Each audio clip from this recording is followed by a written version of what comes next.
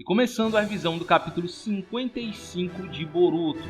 Partindo de onde o capítulo anterior parou, Naruto acorda em seu subconsciente já aceitando sua suposta morte.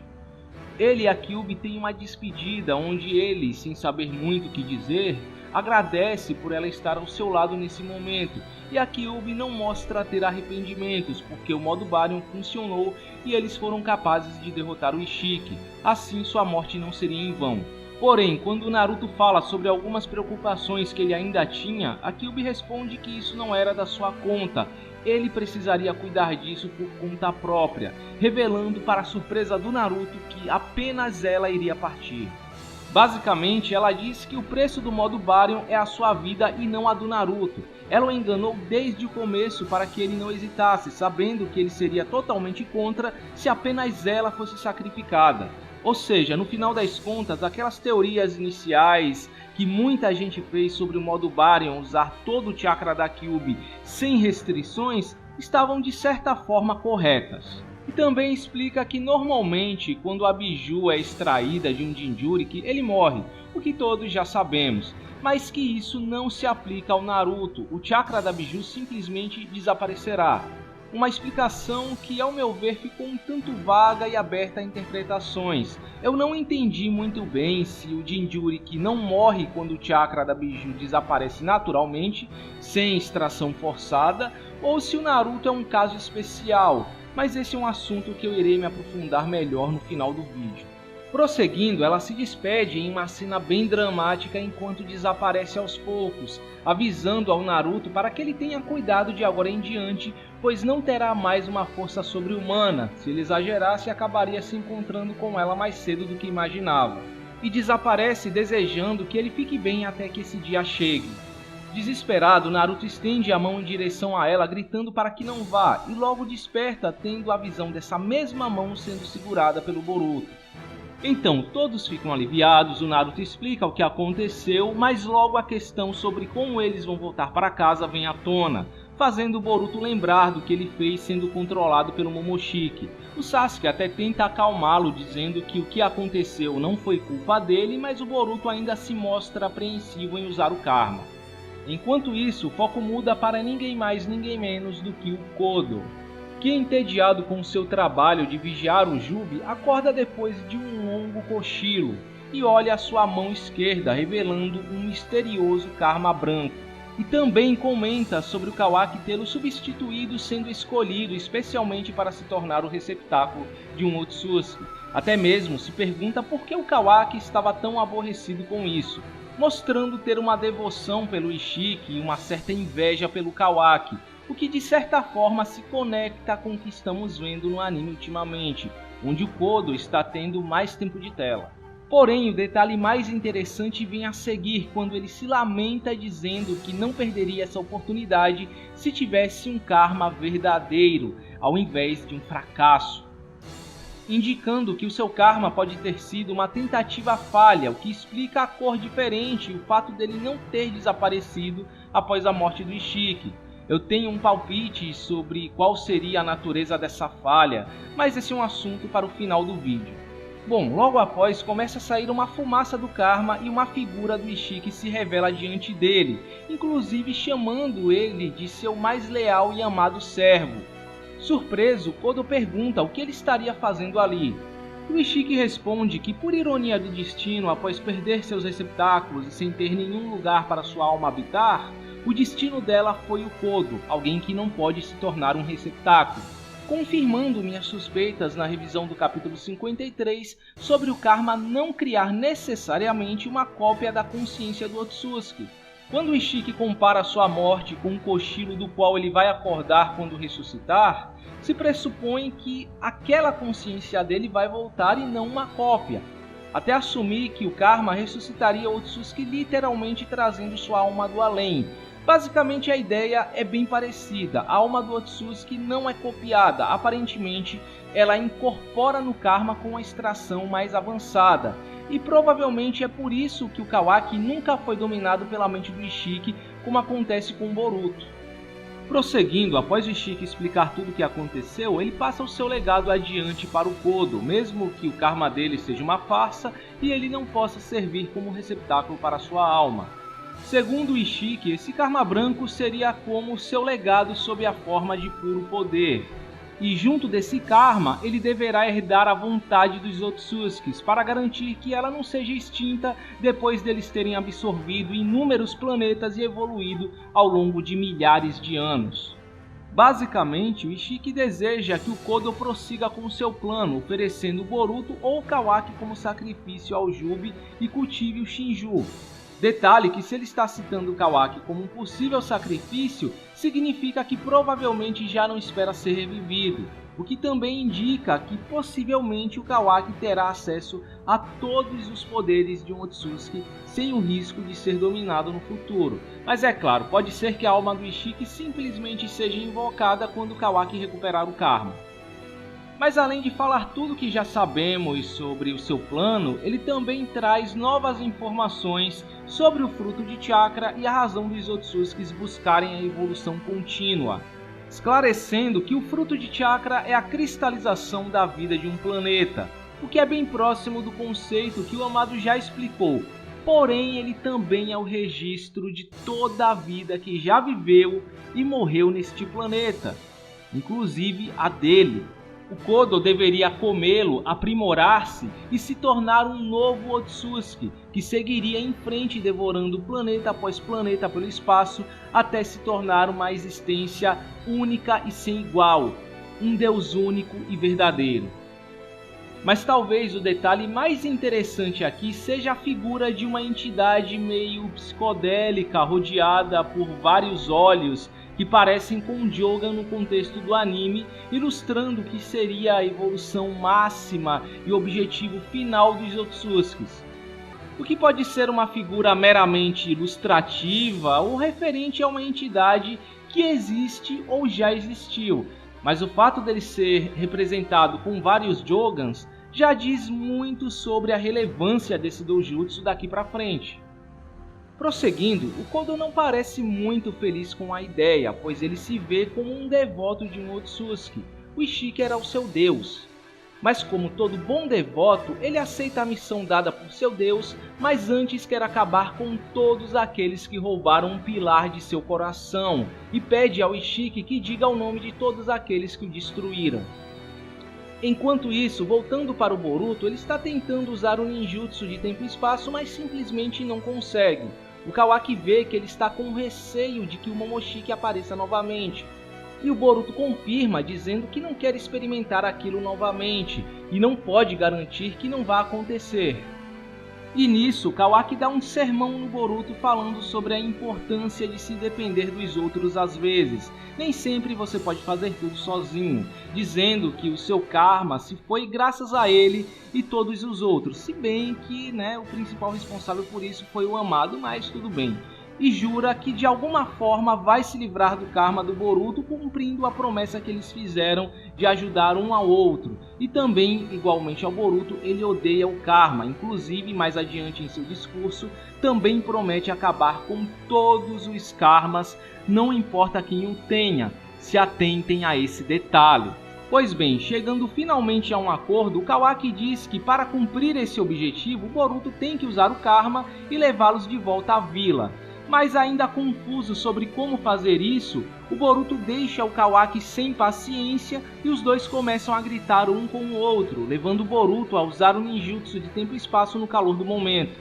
Enquanto isso, em Konoha, o Shikamaru e os outros no esconderijo ainda estão aflitos sem saber o que fazer quanto ao desaparecimento do Kawaki.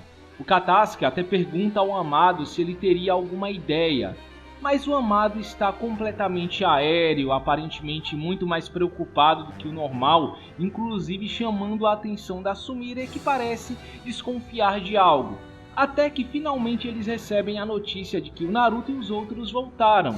Imediatamente o Amado pergunta como está o Kawaki, e o Shikamaru confirma que todos estão bem, deixando o Amado aliviado quase como se tivesse tirado uma montanha de seus ombros. E mais uma vez, há um close no rosto da Sumire desconfiada, indicando que talvez o amado ainda esteja escondendo algo. Ele teria algum esquema envolvendo Kawaki?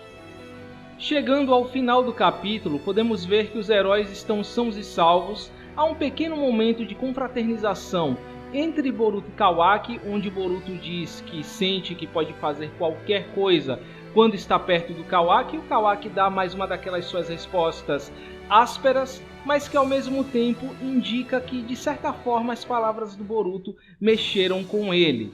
Um detalhe que eu gostaria de comentar aqui é que em um dos últimos quadrinhos dessa página, o Naruto é mostrado sem os riscos no rosto, o que está fazendo muitos se perguntarem se ele teria perdido junto com a Kyuubi, mas eu diria que foi nada mais do que um erro de edição, assim como aconteceu com o colar explosivo do Shikadai no capítulo 44, pois na mesma página ele é mostrado com os riscos. E instantes atrás, quando ele acorda, ele ainda tinha os riscos. E o capítulo termina com uma última página mostrando Kodo falando os nomes de todos que ele pretende eliminar, encerrando o volume 14 com chave de ouro.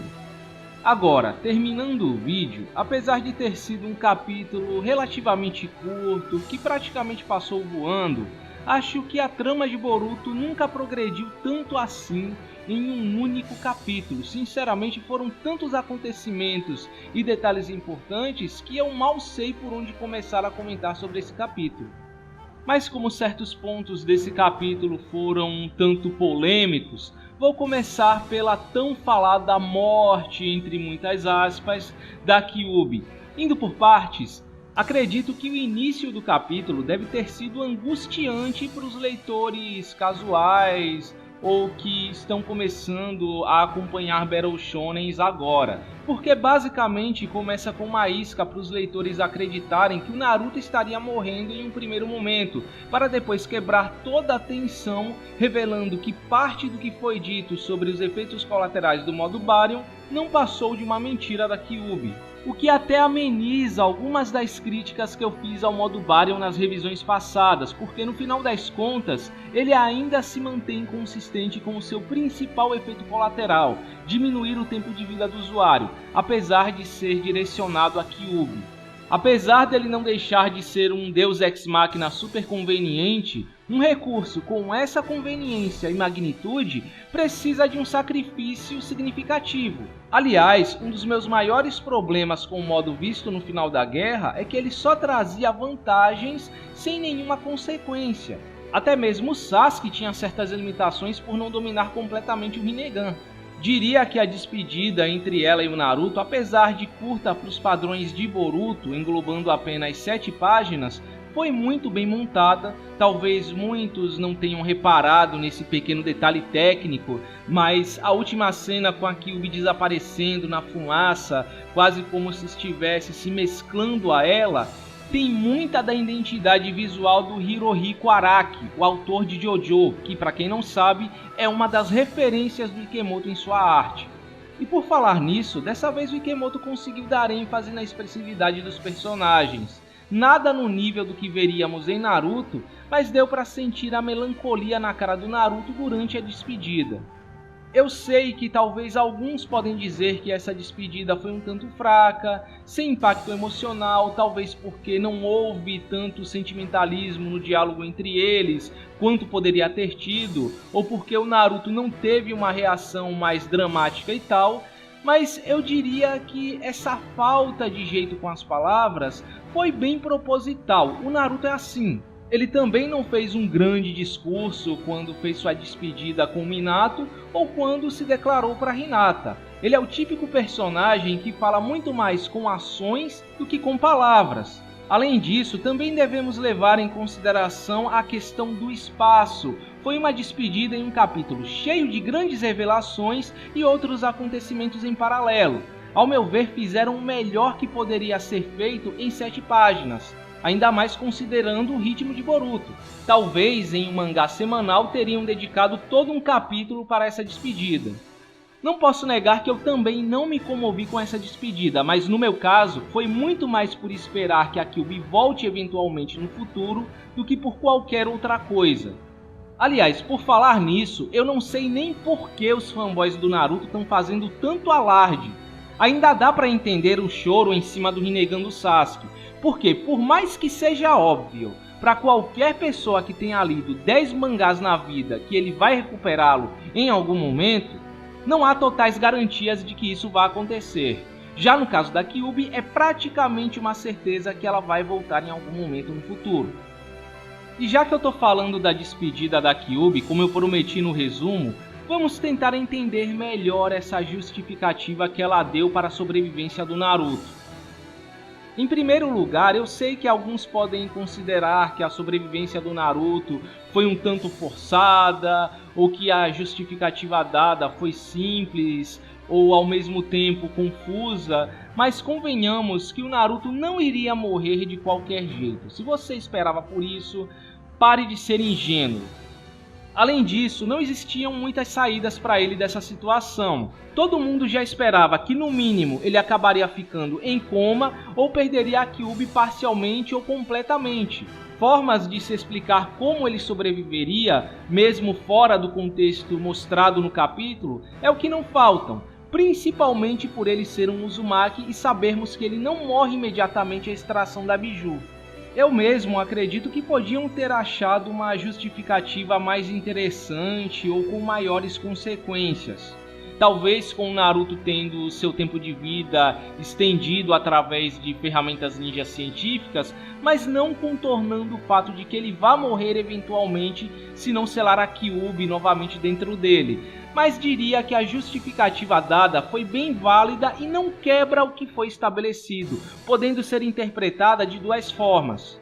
A primeira é que o Naruto seja um caso especial, uma exceção à regra de um Jinchuriki morrer ao ter a Biju extraída. Depois de tudo que aconteceu na guerra, onde ele se separa da Kyuubi uma vez, recebe o chakra do Hagoromo, se torna o Jinchuriki de todas as Bijus, etc., não seria difícil imaginar ele se tornando um caso especial, sendo capaz de se separar da Kyuubi ao bel prazer e sem sofrer dos efeitos colaterais. Inclusive, podemos ter um precedente para isso no The Last, onde o Naruto se separa da Kyuubi completamente.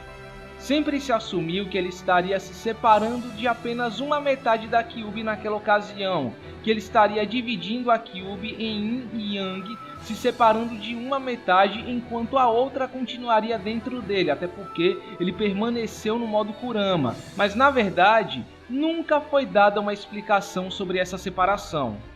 E a segunda é que se o chakra da Biju for extraído, o Jinchuriki morre, e se acabar naturalmente, ele sobrevive, simples assim. E eu acho que essa seja a interpretação mais correta para o que a Kyuubi disse. Nesse caso, Kishimoto meio que contornou a regra de um Jinchuriki morrer ao ter a Biju extraída, achando uma brecha na própria regra, porque até hoje os Jinchurikis tiveram suas Bijus extraídas à força.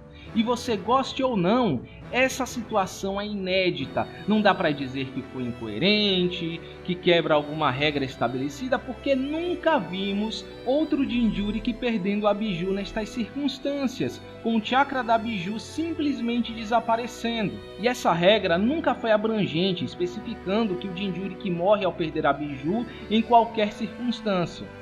Em termos de comparação, seria como extrair um tumor de um órgão importante.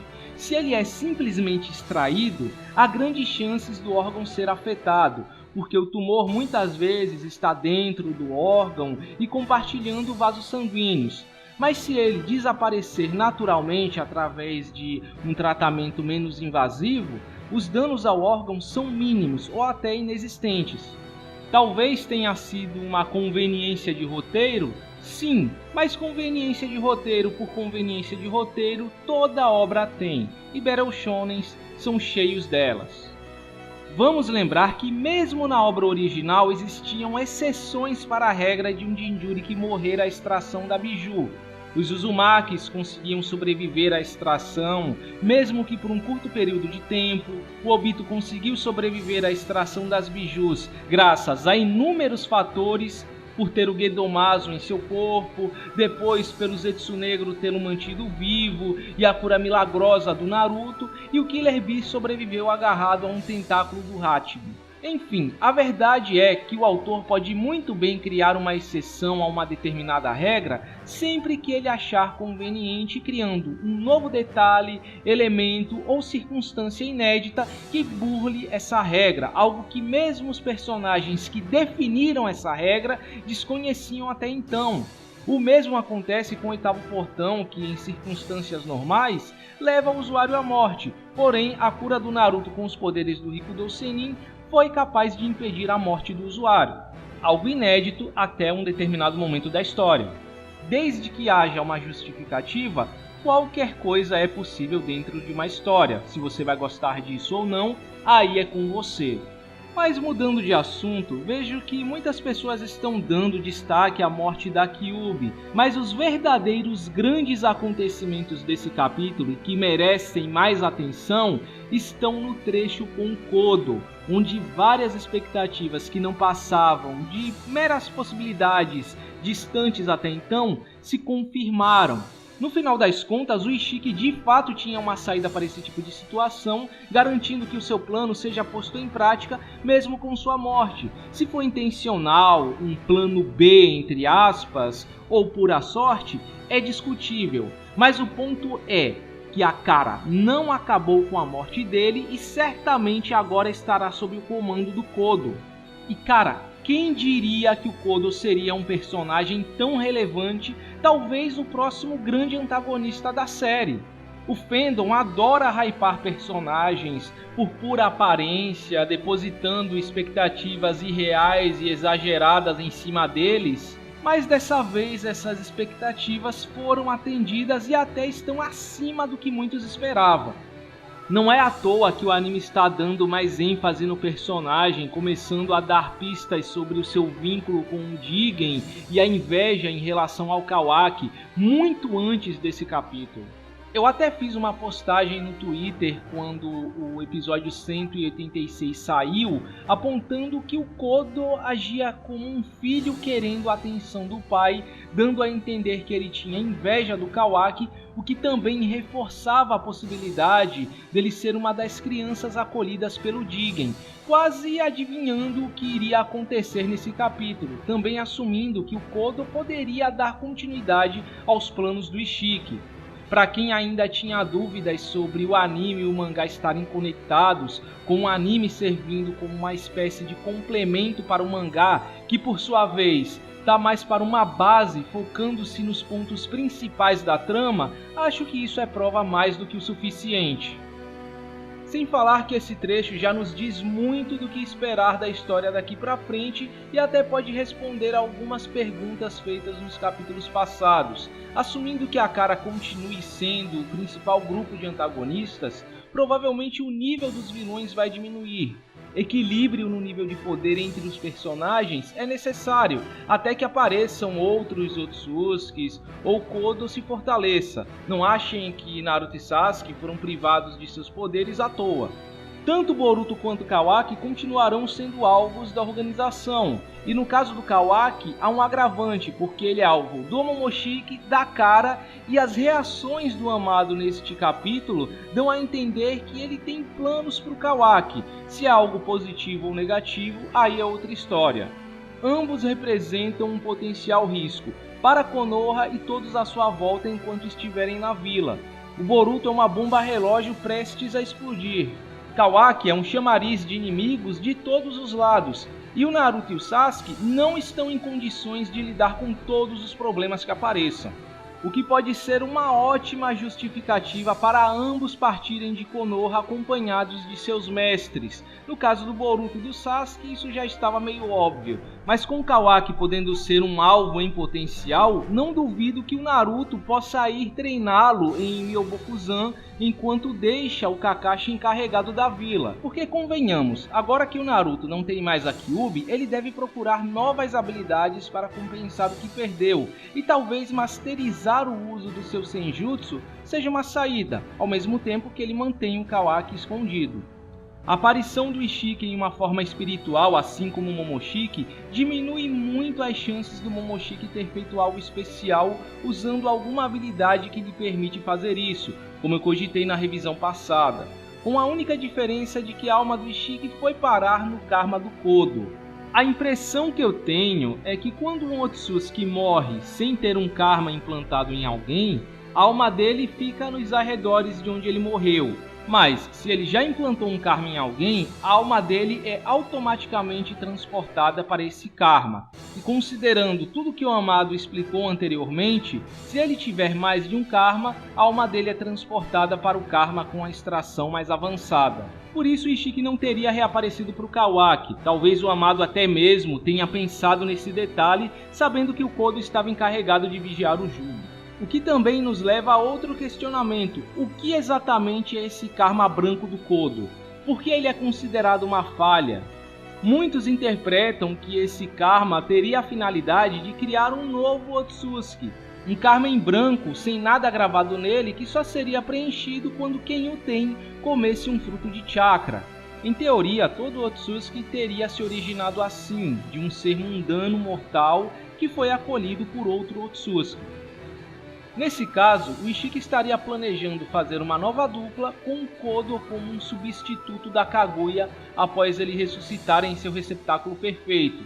O que faz um certo sentido, visto que o Ishiki diz que esse karma é o seu legado em forma de puro poder.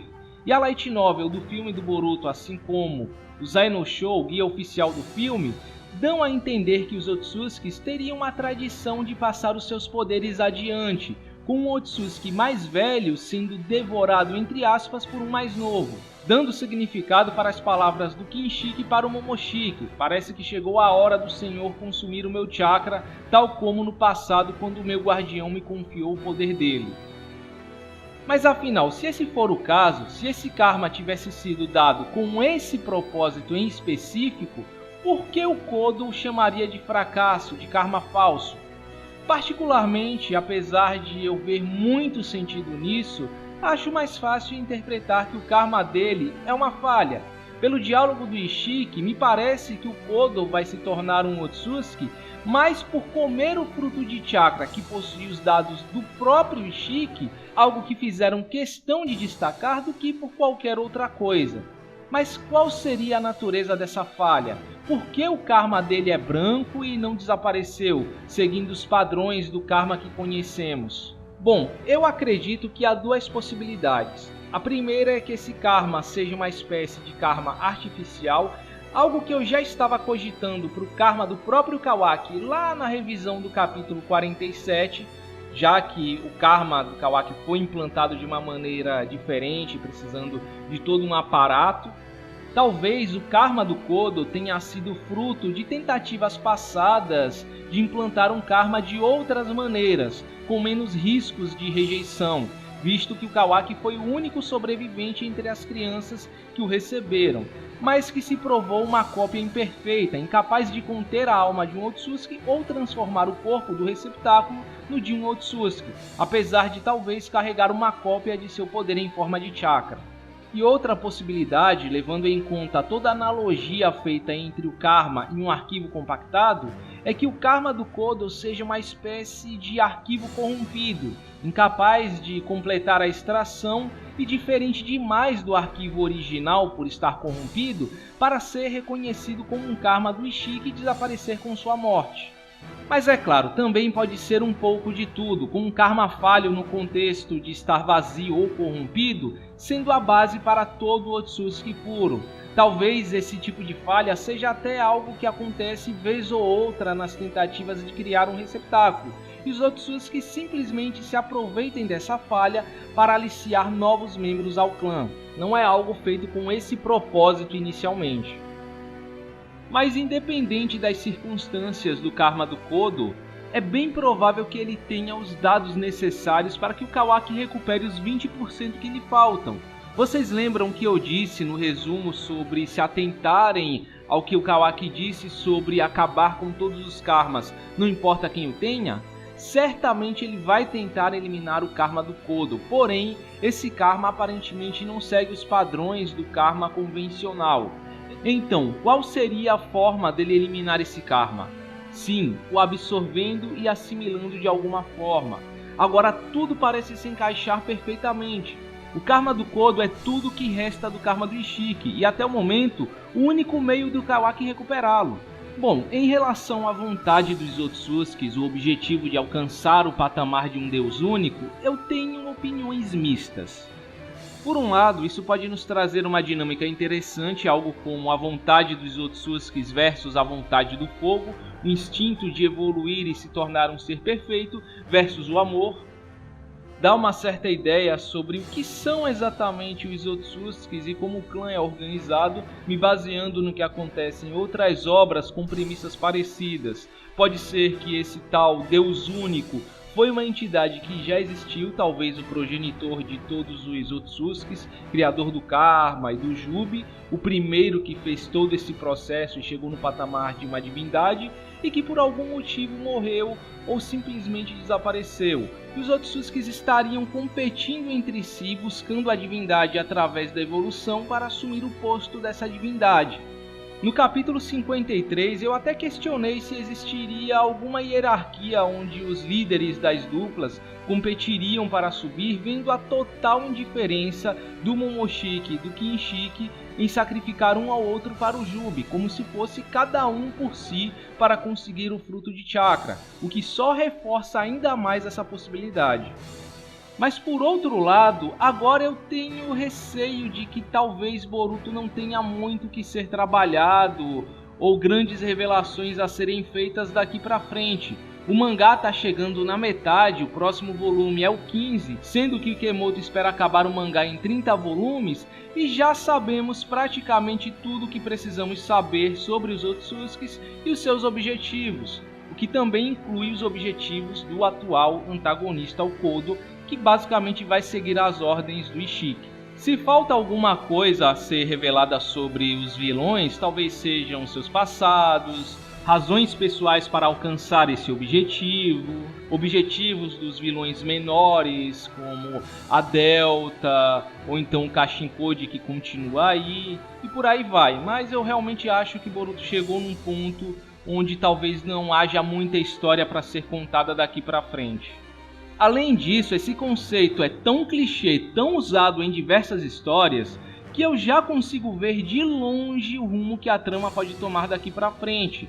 É bem provável que seja aquela velha história, o Boruto chegando ao patamar de Deus no final, ainda mais pela entidade ser ilustrada tendo diversos Jogans, eu dou minha cara a tapa que ele é alguma espécie de escolhido para suceder o poder do Deus anterior, consertando toda a destruição causada pelos Otsutskis e abdicando de sua divindade no final por seus amigos ou alguma razão piegas. Não se esqueçam que isso aqui é um Battle Shonen no final do dia. O clichê é a regra, a originalidade é a exceção. Boruto não está aqui para quebrar paradigmas, ele é só mais um Battle Shonen entre milhares. Isso acontece muito mais do que vocês imaginam em histórias com conflitos que envolvem alcançar o poder de uma divindade. Bom, em todo caso eu acho que o vídeo se estendeu demais, eu ainda tinha alguns pontos para comentar, mas eu prefiro deixar para os próximos capítulos, principalmente porque provavelmente serão capítulos de transição e talvez eu não tenha muito o que comentar. Mas eu devo dizer que esse capítulo foi uma verdadeira satisfação para mim, principalmente por ver que a história está tomando um rumo que eu considero como ideal, o que eu já venho dizendo desde a revisão do capítulo 48. Um nerf em Naruto e Sasuke, mesmo que temporário, só traz vantagens para a obra como um todo, dando muito mais liberdade para a criação de inimigos ou cenários variados, agora que Naruto e Sasuke não podem resolver todos os problemas que apareçam, e também o Kishimoto não vai precisar ficar pisando em ovos para limitá-los em toda a luta que eles participem. Esse mangá já está sendo publicado há 5 anos. No próximo volume, como eu já disse, ele estará chegando na metade dos volumes esperados por Mikio Ikemoto.